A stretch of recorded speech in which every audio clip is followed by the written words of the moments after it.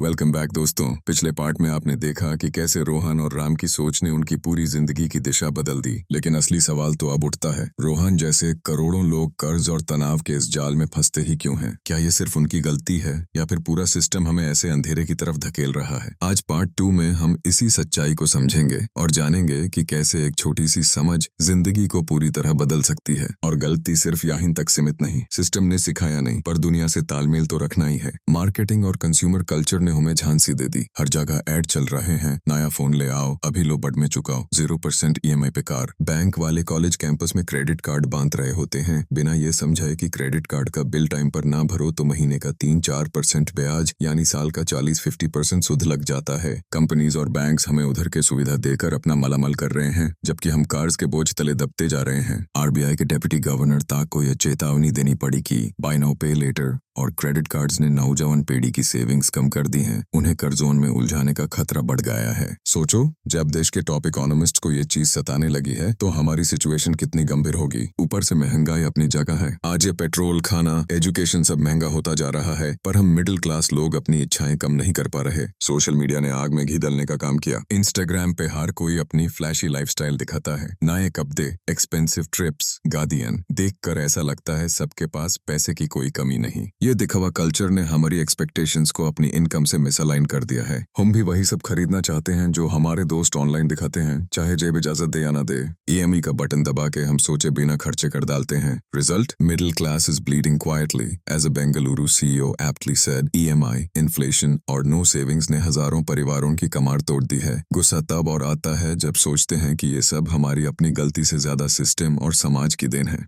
हमें खर्च करना सिखाया गया मगर बचाना और बढ़ाना कोई नहीं सिखाता। पर गुस्सा जितना भी हो, ये सिस्टम अभी बदलेगा नहीं एक दिन में। ह्यूम खुद को बदलना पड़ेगा। रोहन की जिंदगी में भी गुस्से का एक मोड़ आया जब उसने ठान लिया कि बस अब और नहीं। अब हम एंट्री करते हैं इस कहानी के सबसे अहम हिस्से में। उम्मीद रात के अंधेरे के बाद सुबह की रोशनी जरूर निकलती है।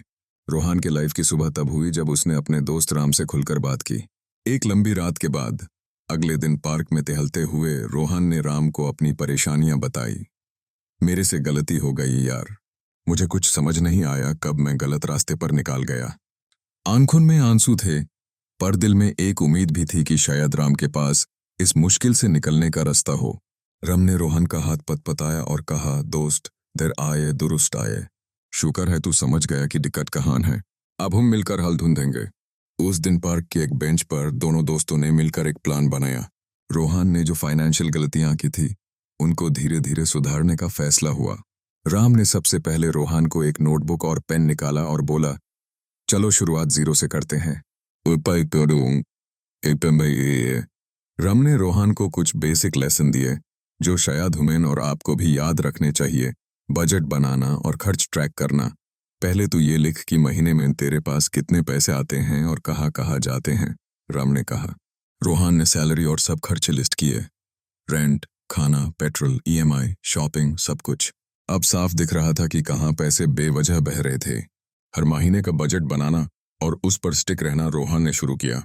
छोटे छोटे एक्सपेंसेस जैसे रोज एक एक्स्ट्रा कॉफी RS 100 की, ये RS 3 से 1000 महीने का खर्च।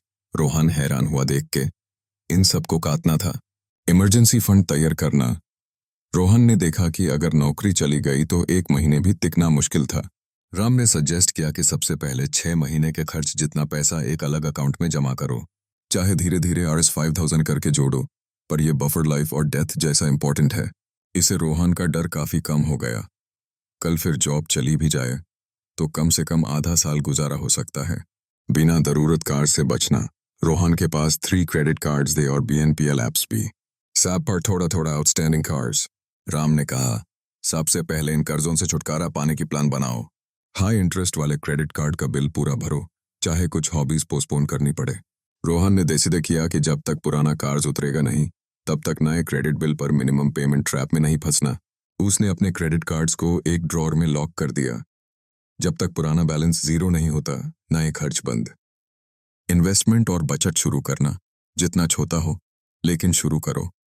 रोहन हमेशा सोचता रहा था कि अभी सैलरी कम है, सेविंग्स इन्वेस्टमेंट बाद में शुरू करूंगा। राम ने समझाया कि समय सबसे ताकतवर निवेश है। छोटी अमाउंट से शुरुआत करके भी कंपाउंड इंटरेस्ट का फायदा उठाया जा सकता है। रोहन ने डिसाइड किया कि चाहे RS 500 ही हो, पर हर महीने इन्वेस्ट करेगा, म्यूचुअल फंड के SIP के थ्रू या PPF और FD जहां भी जमीन। इंपॉर्टेंट यह था कि आदत डाली जाए पैसे को काम पर लगाने की। इंश्योरेंस और फ्यूचर प्लानिंग। राम ने पूछा, तेरे पास हेल्थ या लाइफ इंश्योरेंस है? रोहन ने कहा, नहीं, कभी सोचा ही नहीं। यहाँ भी रोहन गलती कर रहा था। एक बादी बीमारी या दुर्घटना पूरी फाइनेंशियल प्लानिंग को चौपट कर सकती है। रोहन ने तुरंत एक हेल्थ इंश्योरेंस पॉलिसी ली और अपने ऊपर एक टर्म लाइफ इंश्योरेंस भी, ताकि भविष्य में वो अपने परिवार पर बोझ न बने। इससे उसको दिलासा मिला कि किसी इमरजेंसी में आप पूरी जमा पूंजी खर्च नहीं करनी पड़ेगी। इन बेसिक स्टेप्स को फॉलो करते हुए कुछ महीनों में ही रोहन की फाइनेंशियल हालत सुधरने लगी। उम्मीद की किरण दिखने लगी। जिस शख्स के पास महीने के एंड में RS0 बचते थे, अब कुछ महीनों बाद RS 5 to 10K बचने लगे, क्योंकि अब वो पहले खुद को पे करता था। सैलरी आते ही सेविंग, इन्वेस्टमेंट अलग और खर्च उसके बाद। अब उसके पास एक छोटा ऐसे इमरजेंसी फंड भी है। सबसे बड़ी बात, अब रोहन ज्यादा सुकून से सोता है रात को। उसका कॉन्फिडेंस लौटा है क्योंकि अब सिचुएशन काबू में लगती है। ये तो थी रोहन की पर्सनल जीतो जान की कहानी। देश का भी थोड़ा हाल सुधर रहा है। आजकल हम देखते हैं कि फाइनेंशियल लिटरेसी पे जोर बढ़ रहा है।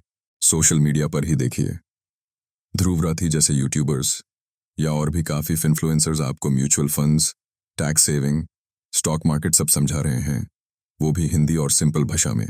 गवर्नमेंट ने भी इनिशिएटिव्स लिए। प्रधानमंत्री जनधन योजना जैसे प्रोग्राम ने करोड़ों लोगों को बैंक अकाउंट दिया। RBI और सेबी जैसे संस्थान स्कूल कॉलेजेस में फाइनेंशियल लिटरेसी प्रोग्राम्स को पुश कर रहे हैं। बहुत से स्कूल्स में क्लब्स और कॉम्पिटिशन्स होने लगे हैं, जहां बच्चे नकली शेयर्स में इन्वेस्ट करके सीखते हैं। मतलब जो कमी कल तक थी, उसे सुधारने की कोशिश जारी है। उम्मीद है कि अगले 5-10 साल में यह पिक्चर काफी बदल सकती है। सबसे जरूरी बात, पर्सनल फाइनेंस का मूल मंत्र ये है कि छोटे शुरुआत से भी बड़ा फर्क पड़ता है। पावर ऑफ कंपाउंडिंग एक जादू की तरह है। अगर आप अभी जवान हैं, से 22 पे 25 के, और सिर्फ RS 100 रोज, बस RS 100 हम इन्वेस्ट करना शुरू करते हैं, तो आप रिटायरमेंट तक एक मानो सपने जैसा RS 5 करोड़ का फंड बना सकते हैं। जी हाँ, RS 100 रोज का मैजिक इतना जबरदस्त हो सकता है। ऑफ कोर्स इसमें 30-50 साल की लगन और धैर्य लगेगा, पर सोचिए RS 5 करोड़। जब रोहन ने सुना तो उसकी आंखें फटी की फटी रह गईं। सच में इतना डिफरेंस? रम ने हंसकर सिर हिलाया। हाँ दोस्त, कंपाउंडिंग 20s में शुरू करो तो जादू है, और लेट स्टार्ट करो तो यही मैजिक धुंधला पड़ जाता है। उम्र के उस मोड़ पर जब रोहन ने अपने आप से उम्मीद खो दी थी, राम ने उसको दिखाया कि कल बेटर हो सकता है अगर आज हम सही कदम उठाएं। उम्मीद पर दुनिया कायम है, और फाइनेंशियल लाइफ में ये उम्मीद तब तक कायम रहती है जब तक आप कोशिश करना न छोड़ें। रोहन की तरह अगर आपने भी गलतियां की हैं, तो यकीन मानिए आप आज भी सुधर शुरू कर सकते हैं। बस एक कदम उठाना है, अभी और इसी वक्त। सच्चाई जो अक्सर हर इंसान को देर से समझ आती है, वो ये है कि पैसा खुद बुरा या भला नहीं होता, उसका इस्तेमाल और हमारी सोच यूज बुरा या भला बनाती है। ट्रूथ बॉम्ब यह है दोस्तों, कि अगर आप RS 100 मैनेज नहीं कर सकते, तो RS 1 लाख भी नहीं कर पाएंगे। पैसे की प्रॉब्लम इनकम कम होने की वजह से नहीं, खर्च और प्लानिंग की आदत खराब होने से होती है। ये बात कान खोल के सुन लीजिए। आज लखपति या करोड़पति बनना इतना मुश्किल नहीं जितना फाइनेंशियली डिसिप्लिन्ड बनना मुश्किल है। हम सोचते हैं कि अगर मेरे पास अंबानीस जितना पैसा होता तो सारे प्रॉब्लम सॉल्व हो जाते, लेकिन सच्चाई ध्यान से देखिएगा। लॉटरी जीतने वाले बहुत से लोग कुछ ही सालों में कंगाल हो जाते हैं। अमेरिका में CFP बोर्ड की रिपोर्ट के मुताबिक लगभग 3 लॉटरी विनर्स आखिरकार दिवालिया हो जाते हैं। सोचिए, जिनके हाथ अचानक करोड़ों लग जाते हैं, वो भी 3 से 4 साल में सब गंवा बैठते हैं। क्यों? क्योंकि पैसे का अमाउंट बदलने से आदतें नहीं बदलती। जब तक फाइनेंशियल एजुकेशन और सुधर की स्पिरिट नहीं होगी, पैसा कितना भी कमा लो, खाली हाथ रह जाओगे। दूसरी तरफ दुनिया में बहुत से ऐसे लोग हैं जिनकी आमदनी औसत रही, पर उन्होंने डिसिप्लिन और समय की ताकत से धन बनाया। एक नॉर्मल नौकरी पेशा आदमी अगर 50 की उम्र से थोड़ा थोड़ा इन्वेस्ट करे, तो रिटायर होते होते शायद उसके पास उस अमीर आदमी से ज्यादा पैसा हो जिससे हम ईर्ष्या करते रहे। यह है साकी फाइनेंशियल फ्रीडम की कहानी, जब पैसा आपकी जिंदगी चलाने के बजाय आपके लिए काम करे। यहाँ एक और कड़वी सच्चाई बॉम्ब की तरह फोड़नी जरूरी है। फाइनेंशियल फ्रीडम हर किसी के लिए पॉसिबल है, लेकिन सबके लिए गारंटीड नहीं है। इसमें मेहनत लगती है, वक्त लगता है और सबसे ज़्यादा लगता है सेल्फ कंट्रोल। ट्रूथ ये है कि आपको अपने ख्वाहिश और ज़रूरत में फ़र्क समझना पड़ेगा। आपको आज थोड़ा त्याग करना पड़ेगा ताकि कल सुकून से जी सकें। अगर आप सोच रहे हैं कि थोड़ा और माज़े कर लूँ, सेविंग बाद में करेंगे, तो आप खुद को धोखा दे रहे हैं, क्योंकि आपका कीमती समय निकलता जा रहा है। Voice over. देखा आपने? पैसा सिर्फ एक खेल है जिसे समझने की देरी है। रोहन को समझ आया कि फाइनेंशियल इंडिपेंडेंस कोई ओवरनाइट चीज़ नहीं, बल्कि रोज़ के छोटे फैसलों से मिलने वाला फल है। और ये सच्चाई हम सबके लिए एक चेतावनी भी है और एक सीख भी। अब सवाल यह है कि इस कहानी का अगला हिस्सा आप कैसे लिखेंगे? रोहन की तरह मुश्किल से सीख कर सुधर करेंगे, या पहले की तरह बिना सोचे परे जिंदगी भर पैसों के पीछे दौड़ते रहेंगे? आप खुद से ये सवाल पूछिए। मैं अपने फाइनेंसिस को आज से बेहतर बनाने के लिए क्या कर सकता हूँ? क्या आप अपने अंदर के रोहन को रम की तरह जिम्मेदार बनाने के लिए तैयार हैं? घड़ी की टिक टिक चलती जा रही है। हर गुजरे पल के साथ आपकी जिंदगी का एक नया पेज लिखा जा रहा है। 5 साल बाद जब आप पीछे मुड़ के देखेंगे, तो क्या आप खुद को सराहेंगे कि आपने आज से मेहनत करके अपनी फाइनेंशियल स्थिति बदल दी? क्या फिर आप रिग्रेट करेंगे कि मौका होने के बावजूद आपने कुछ किया नहीं? ये सवाल आपके लिए छोड़ रहे हैं। सोचिए, क्या पता ये ईमानदार सवाल आपकी किस्मत बदल दे। क्या फैसला लेंगे आप? What will you choose? दोस्तों, ये कहानी सिर्फ रोहन या रम की नहीं, हम सब की है। हर घर में एक रोहन है जो फाइनेंशियल गलतियां दोहरा रहा है, और एक रम है जो दूसरों को सीख दे सकता है। अगर आपको लगा कि इस कहानी से कुछ सीखने को मिला, तो एक अच्छे दोस्त की तरह ये ज्ञान और उम्मीद आगे बांटना आपका फर्ज बनता है। सेफेक्स पियानो बिल्ड्स स्लाइटली, क्योंकि हो सकता है आपके शेयर की हुई एक वीडियो किसी रोहन की आंखें खोल दे, किसी परिवार को कर्ज के गड्ढे में गिरने से बचा ले। अपने दोस्तों और परिवार के साथ इस वीडियो को शेयर करें, ताकि हर कोई अपने सपनों को बचा पाए। लाइक करके हमें बताइए कि आप हमारे साथ हैं इस मिशन में। कमेंट करके अपने विचार शेयर करें, अपनी कहानियां, अपने सवाल, ताकि हम सब मिलके एक दूसरे से सीख सकें। और अगर आप नए हैं इस सफ़र में, तो जुड़िए हमारे साथ, सब्सक्राइब करिए। ये सब्सक्राइब बटन दबाना सिर्फ एक फॉर्मेलिटी नहीं है, ये प्रतिबद्धता है कि आप अपनी और अपनों की ज़िंदगी सुधारने के लिए एक कदम और बढ़ा रहे हैं। याद रहे दोस्तों, ये सिर्फ एक वीडियो नहीं, एक मूवमेंट है, एक इनकलाब है फाइनेंशियल जागरूकता का।